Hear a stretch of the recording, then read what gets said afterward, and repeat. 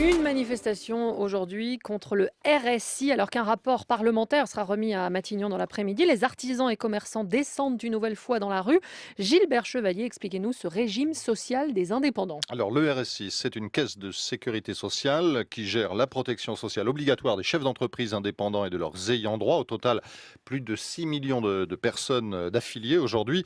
Ce régime a été créé en juillet 2006 par le gouvernement Dominique de Villepin. Il a fusionné les différentes caisses de protection sociale des chefs d'entreprise.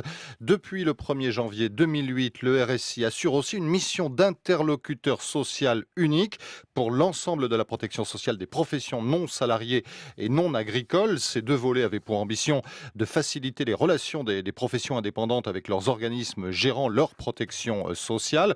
À noter que l'URSSAF a quand même conservé le calcul et l'encaissement des cotisations et contributions sociales. Tant pis pour la simplification administrative voulue à la création de ce RSI et l'interlocuteur social unique pour les entrepreneurs.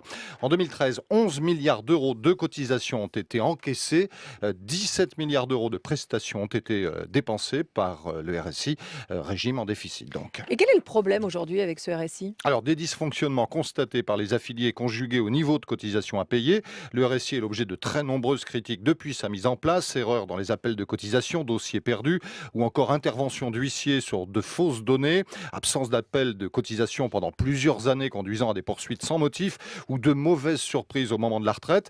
Les témoignages s'accumulent pour dénoncer un système très bureaucratique et qui rend un piètre service. La Cour des comptes, dans un rapport de septembre 2012, avait elle aussi vivement critiqué le fonctionnement du RSI. La Cour qualifiait alors ce RSI de catastrophe industrielle pour les travailleurs indépendants. En juin dernier, le gouvernement avait présenté une vingtaine de mesures pour améliorer son fonctionnement. Alors, outre ces dysfonctionnements, les affiliés dénoncent également la faiblesse de leur couverture sociale, tant en matière de maladie, d'invalidité que de retraite. Et par ailleurs, beaucoup d'affiliés affirment ne rien comprendre aux cotisations à payer. Gilbert Chevalier, on a tout compris, ça y est, avec ce RSI. Merci Formidable. beaucoup.